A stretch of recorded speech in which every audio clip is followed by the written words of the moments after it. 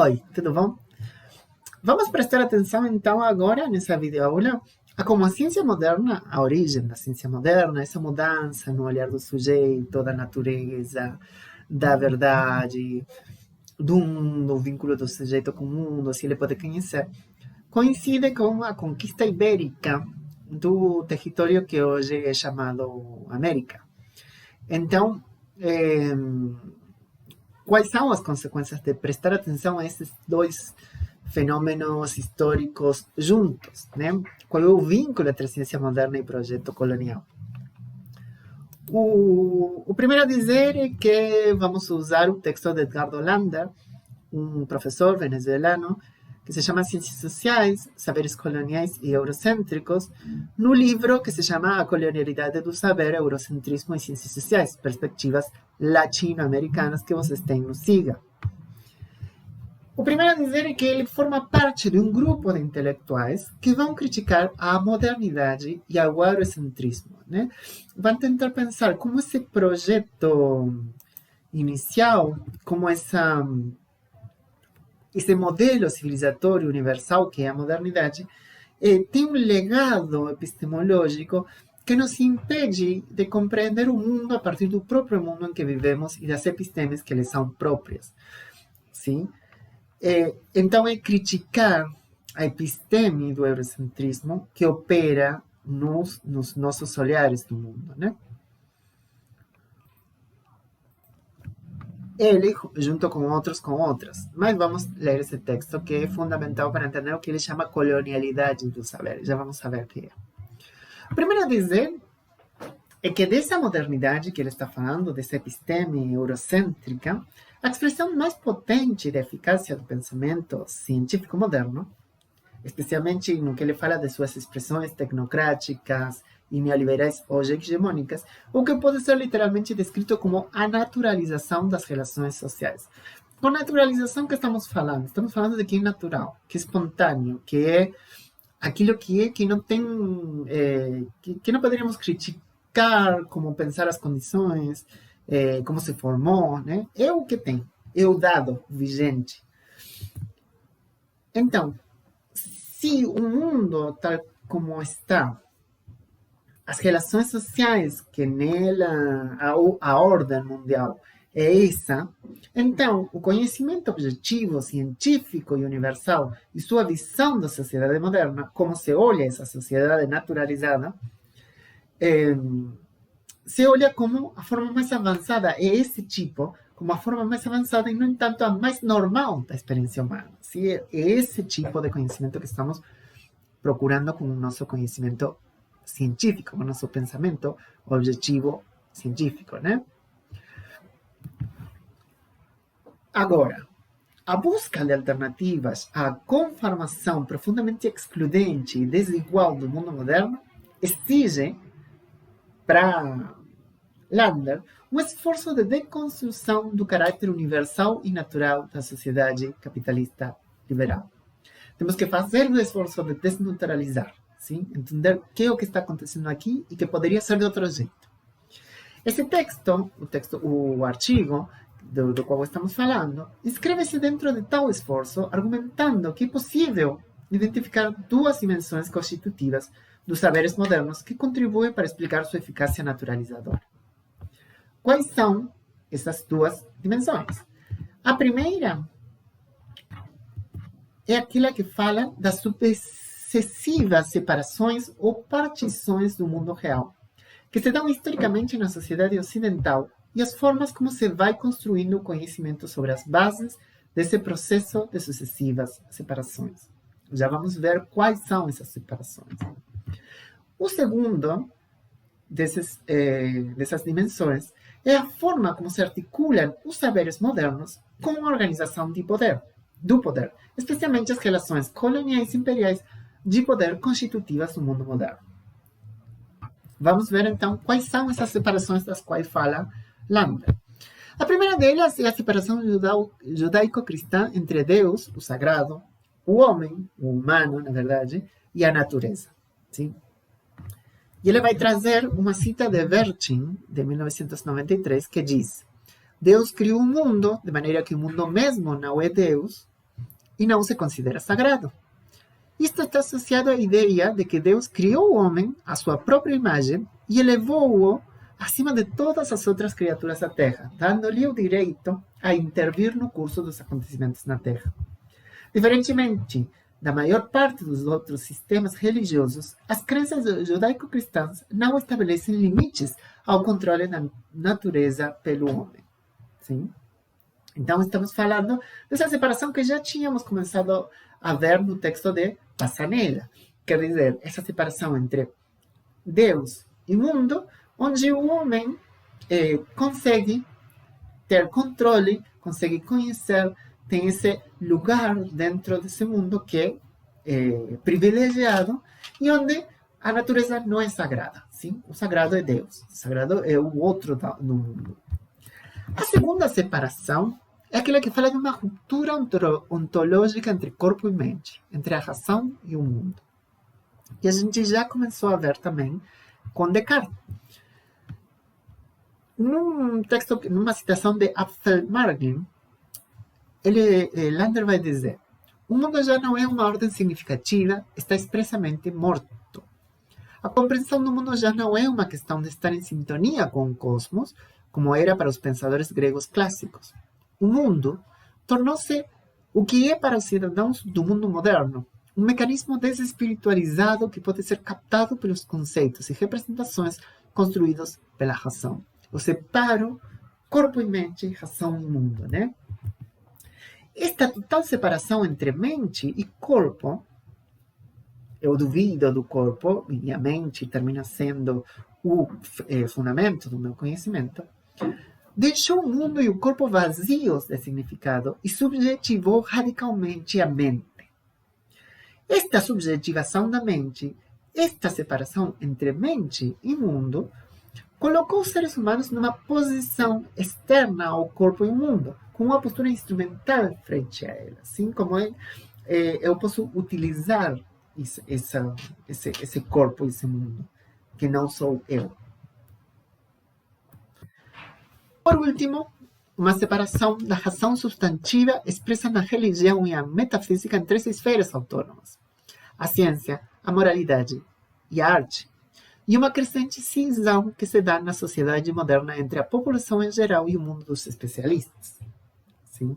Aqui ele traz a Habermas, que vai falar de Weber, que caracterizou a modernidade cultural como a separação da razão substantiva expressa na religião e metafísica em três esferas: a ciência, por um lado, a moralidade, por outro, e a arte, que se diferenciaram porque as visões do mundo unificadas da religião e da metafísica se cindiram.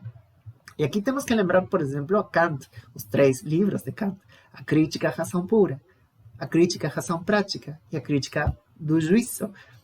Ciência, moral, arte, são três esferas autônomas, sim?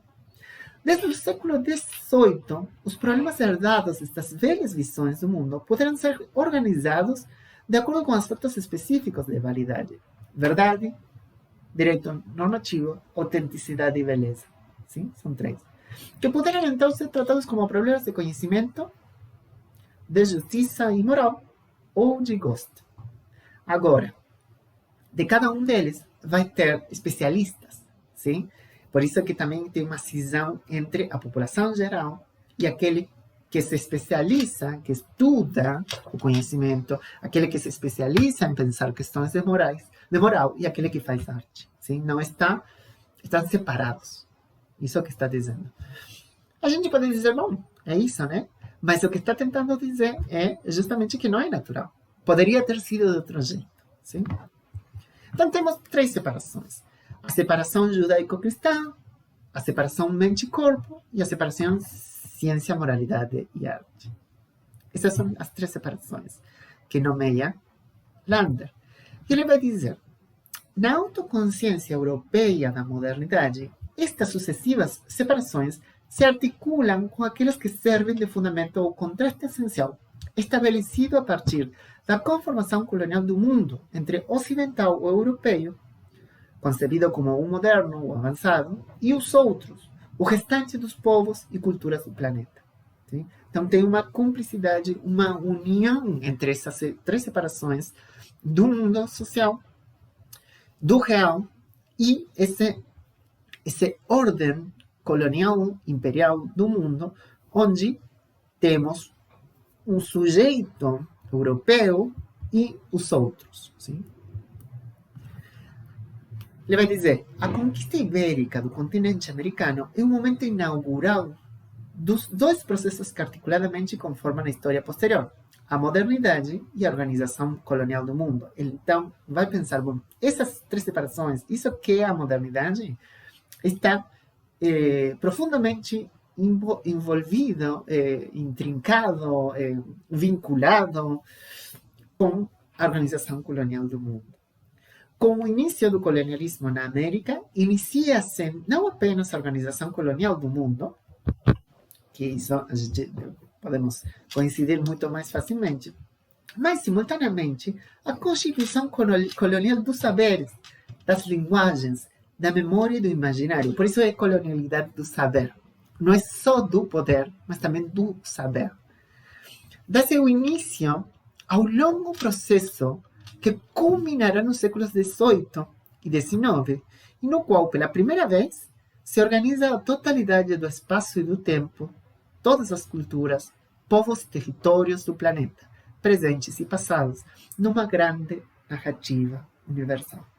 Todos formamos parte dessa globalidade, dessa grande comunidade humana, dessa história, desse universal. Todos e todas formamos parte disso, né?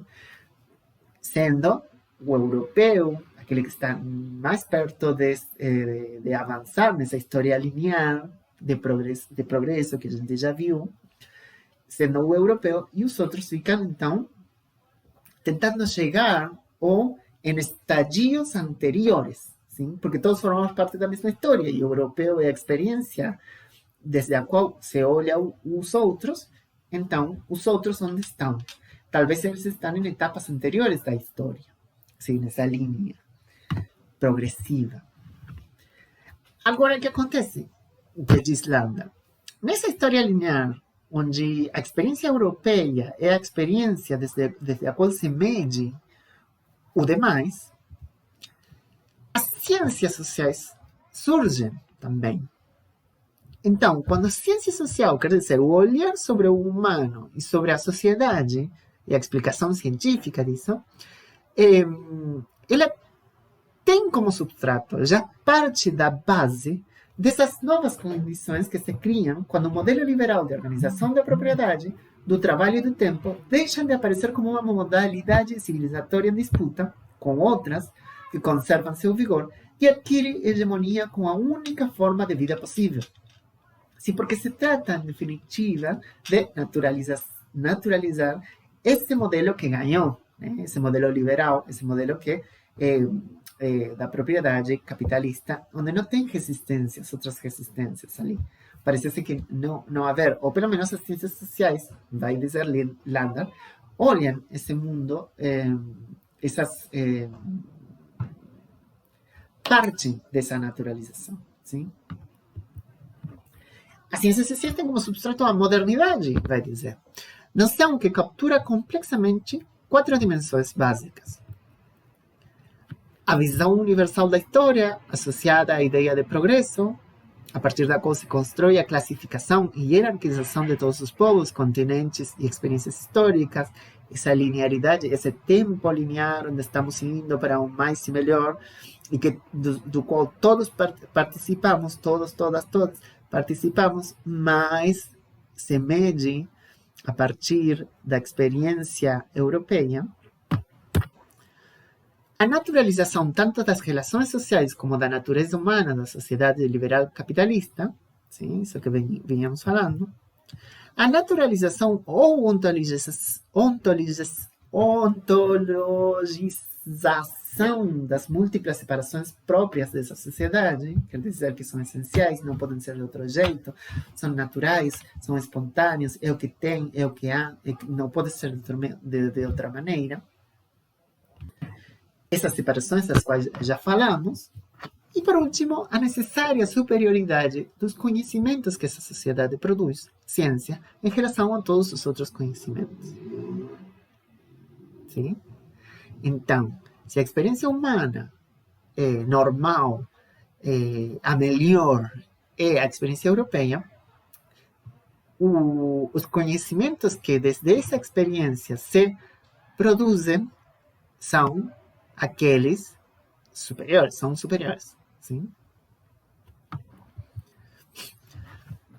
Tal como caracteriza Immanuel Wallerstein e o grupo que trabalhou com ele no relatório Gulbenkian, as ciências sociais se constituem como tais num contexto espacial e temporal específico, e isso é importante.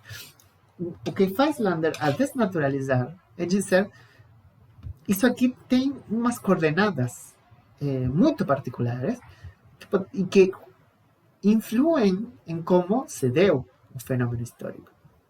Em 5 países liberais industriais, Inglaterra, França, Alemanha, as Itálias e os Estados Unidos, na segunda metade do século passado, está falando do século XIX. Na constituição histórica das disciplinas científicas que se produz na academia ocidental, interessa destacar 2 assuntos fundacionais e essenciais, por dizer. Em primeiro lugar, está a suposição da existência de um metarrelato universal que leva a todas as culturas e a todos os povos, do primitivo e tradicional até o moderno. A sociedade industrial liberal é a expressão mais avançada desse processo histórico e por essa razão define o modelo que define a sociedade moderna. A sociedade liberal, como norma universal, assinala o único futuro possível de todas as outras culturas e povos. Aqueles que não conseguirem incorporar-se a esta marcha inexorável da história estão destinados a desaparecer.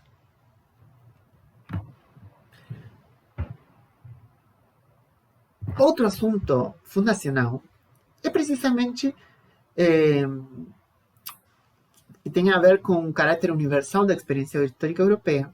São as formas de conhecimento desenvolvidas para a compreensão dessa sociedade que se converteram nas únicas formas válidas, objetivas e universais de conhecimento. As categorias, conceitos e perspectivas, economia, Estado, sociedade civil, mercado, classes, etc., essas categorias, se convertem assim não apenas em categorias universais para análise de qualquer realidade, mas também em proposições normativas que definem o dever ser para todos os povos do planeta. Estes conhecimentos convertem-se assim nos padrões a partir dos quais se podem analisar e detectar as carências, os atrasos, os freios e impactos perversos que se dão como produto do primitivo ou tradicional em todas as outras sociedades. Então, se naturaliza a sociedade, as relações sociais, essas separações do real, se coloca um tempo linear, se estipula onde a experiência europeia é a melhor, e se universaliza também o conhecimento desenvolvido a partir dessa experiência. Sim? Convertindo-se não só em análise, em categorias de análise, mas também em como deveriam ser, o final, o objetivo. Sim? Isso é que o nosso querido Lander vai nos ajudar a entender, né?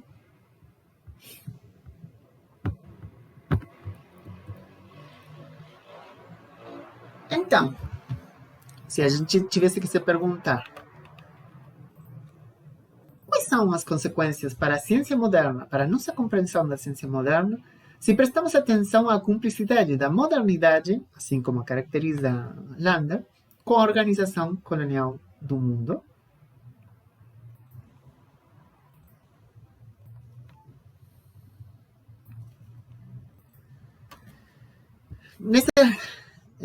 Então, seguimos trabalhando, seguimos pensando como prestar atenção ao contexto de nascimento da ciência moderna, aos pressupostos desde os quais opera, para conseguir uma ciência melhor, né? Não para renunciar, não para cair no negacionismo, numa dúvida permanente a esse jeito de produzir conhecimento, mas para pensar como poderíamos ser melhores, né? Como poderíamos fazer dessa ciência algo melhor. Mas para isso, temos primeiro que entender quais são os problemas dessa ciência moderna. E para isso, então, é que estamos pensando, por exemplo, um fenômeno violento, por excelência, que tem nos marcado a nós de um jeito muito particular, que é a ordem colonial do mundo, né? Então, é isso. Bom estudo e até breve.